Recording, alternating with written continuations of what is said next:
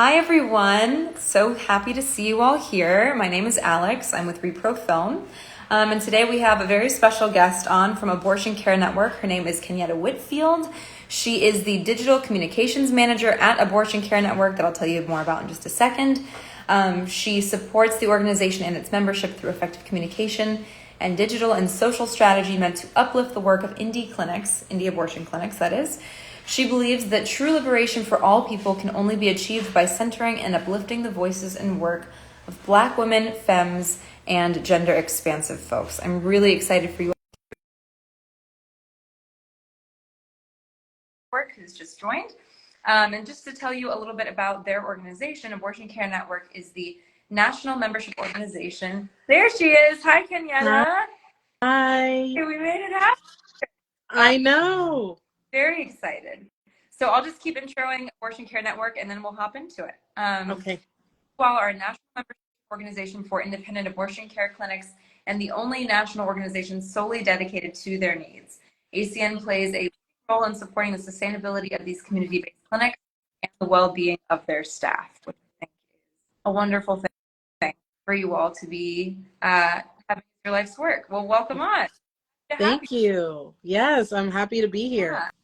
Absolutely. So I'll just jump into it and ask if you could please tell us a bit about independent clinics or indies, as you guys refer to, and how they differ from other care providers. Yeah, for sure. So, as you said, independent abortion clinics, we affectionately call them indies. So I will refer to them as such throughout. But, indie providers and indie abortion clinics are small and community-based clinics or a group of clinics that primarily provide abortion care and other reproductive healthcare services, right? And so something that a lot of people might not know and something that makes them different is that indie abortion care providers provide the majority of abortion in the US, right, across the nation. They provide 55% of abortion care, right? And so some of the ways they differ from, other abortion clinics, reproductive health clinics is that they are more likely to provide both in-clinic and virtual care, which will include things like medication abortion and surgical abortion. Indie clinics provide care later in pregnancy than other clinics, and are most likely to provide care up to the legal limit in the state that they are providing care at. So they give people the widest range of options, and they're local and they're in their community, and they are often bridging gaps for people that may otherwise not have access to resources. They also are often operating in like the hardest areas, right? The most politically hostile areas, rural areas of the country, just different regions that face a lot of barriers. And despite all of this, they lack pretty much all of the name recognition that other more popular clinics get. And they also have way less access to resources. Understood. So providing care is where you all come in to, right? Which is Yeah. amazing.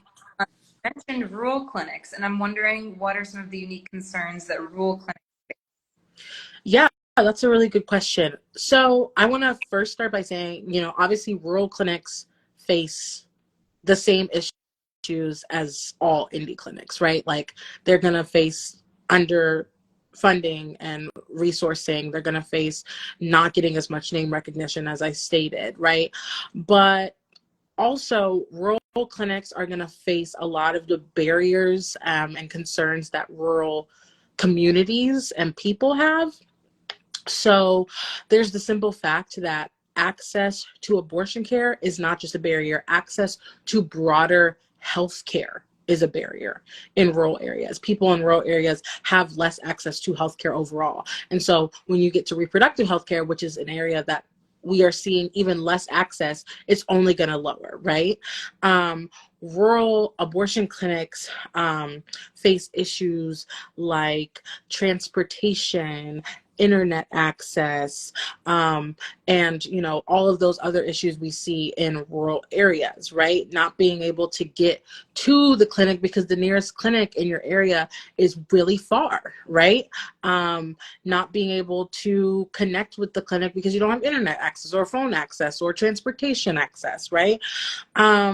But also, these clinics can often be harder to staff because if they're in smaller, more rural communities, people may be less willing to work at an abortion clinic where everyone in their community will know that they work at an abortion clinic, even if people in their community support abortion access.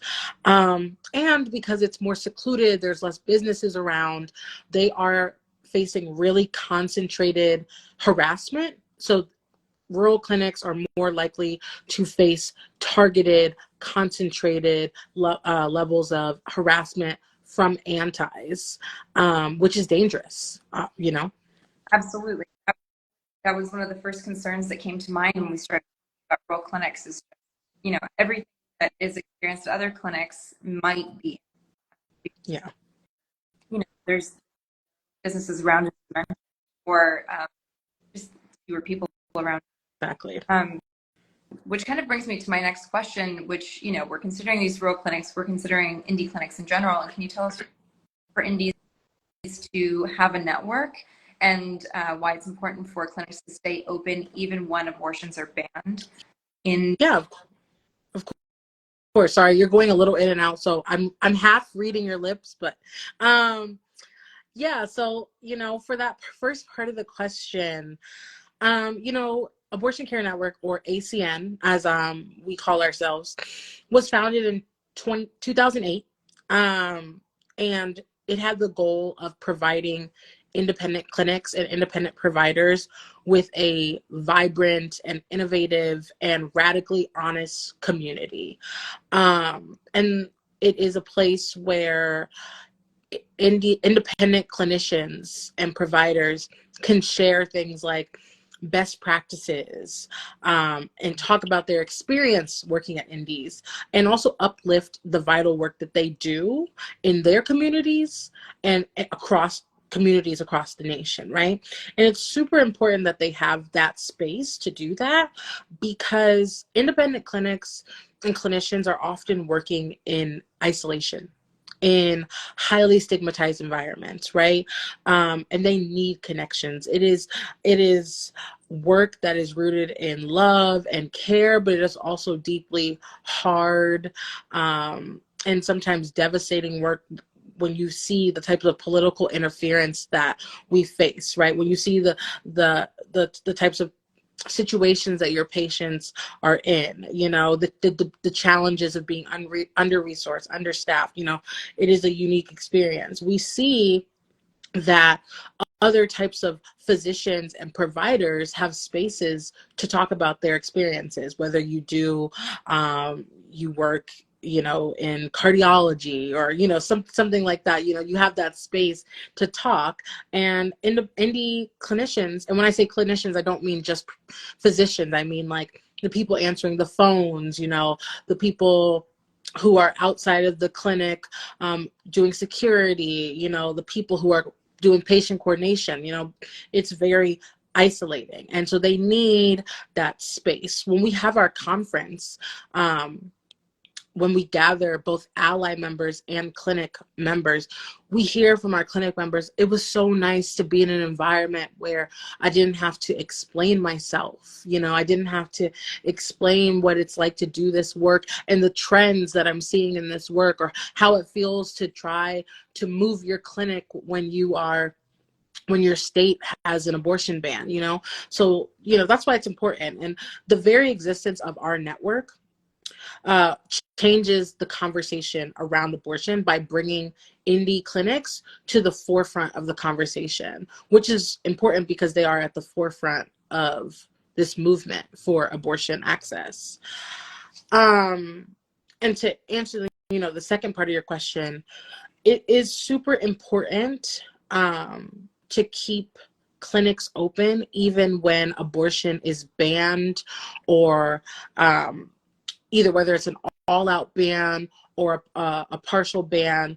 It's important for clinics to stay open because independent clinics are not just at the forefront of providing abortion care, they are also often the plaintiffs on major cases pushing to defend and expand access to abortion. So many of the large scale cases we've seen even before the Supreme Court, like such as Dobbs, involved plaintiffs that were independent abortion providers, independent clinics, right?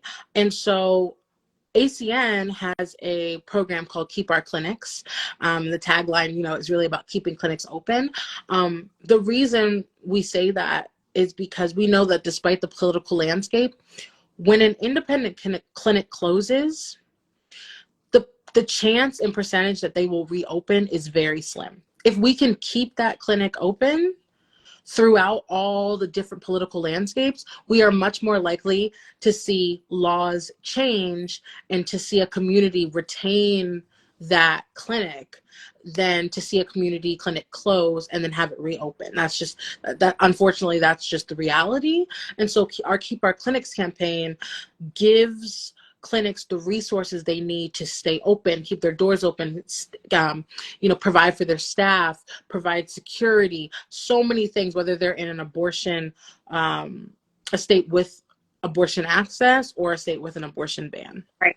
So they're providing other kinds of care other than abortion in state legality. But you want to keep them open in the hopes that someday we're able to change these laws and go back to having, just more abortion in general. Exactly. And the clinics are they're leading those those legal changes. So it's a lot of work, a lot of emotion and labor that these good people are doing. Yeah. So letting us know. So one of the ways that they can be supported is through our local and state politicians. And I'm wondering how local and state politicians can more fully support abortion access beyond just paying lip service. I mean, paying lip service, even saying the word abortion, is really important to hear from these people. But aside from voicing support of abortion access, how can they be more supportive? So, what I can say is honestly, our point of view is always going to be that they can listen to clinics. They can reach out, local and state politicians can reach out to the independent clinics in their communities, whether that's their local community or their state, and find out what it is that they need and they want to continue to provide care and to continue to ensure access, right? And that looks really different. That could be having a conversation with them and finding out that clinics really want a buffer zone, right? Buffer zones are going to prevent antis from coming to clinics and protesting and making people scared to get the healthcare that they need, right? They might want support from a state politician or a local politician to support a state abortion fund where the state itself puts tax dollars towards getting people the care they need, right? And we see this in different states.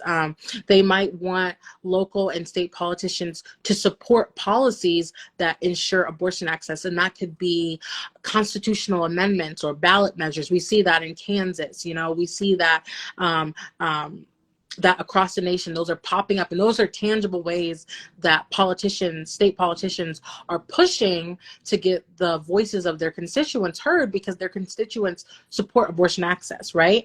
And also, we can ask these politicians to outright condemn and attempt to defeat anti-abortion policies, right? If a bill is introduced that is going to ban abortion or introduce trap laws or different things that are going to make abortion less accessible to people, we can ask them to be vocal about the fact that they will not sign on in support of that. But one of the main things that they can really do is reach out to indie clinics and really find out what they need, because there has to be a conversation there. These are the people who are on the front lines every day providing care to their community. So they know what they need and they know what their patients need because their patients are telling them this. Absolutely. With the boots on the ground. And what you're saying is that each community is going to be most important to listen to the people who are doing the work out so you can organically support them and what they need most. Exactly. Yeah. And so are there, just to be really specific with you, are there any bills or measures that we should be following or advocating for to help ensure that there's continued abortion care?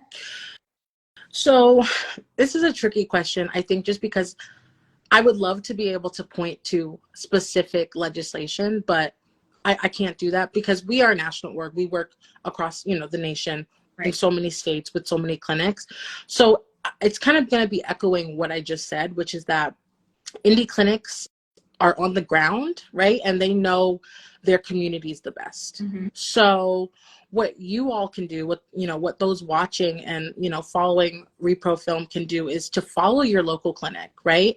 Follow your state abortion fund on social media, if they have a newsletter, on different social media sites, and see what they're plugged into, right? They might have a call to action to support a bill, or to have they might do a letter writing campaign in opposition of a bill, right? These things happen fast. These things pop up. You do kind of have to get plugged into your community to see what they're asking of you, right? So that's going to be my first thing, is to say to follow indie clinics and follow abortion funds to find out what they what they're supporting, what they're plugged into. Follow their lead. Make sure that if they're asking you to share in your circles something about a ballot initiative because they are hoping to get people to vote on it or different things like that, you are doing that and you're following those call to actions, because all of this is going to help to ensure continued abortion care is available in your community, right? Every piece that people do matters, and supporting your indie clinics on a sustained basis, which could mean becoming a monthly donor, in a sustained way.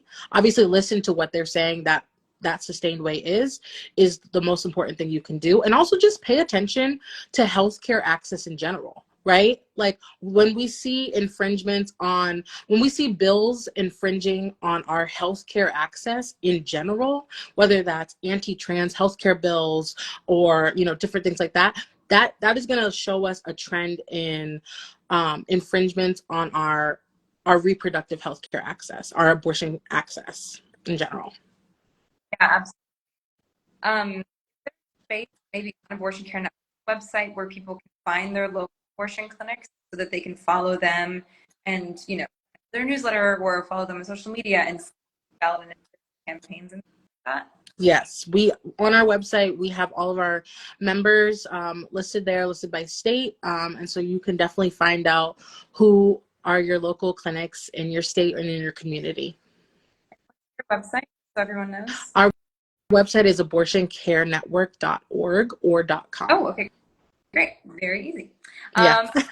One more question for you, Kenyetta, and then I will let you get back to your day. But a majority of the United States, as we know, is pro-choice, but abortion can still be seen as a taboo issue, sometimes spoken in hushed tones. What are some of the ways that we might continue to shift the narrative so more widely accepted and easily?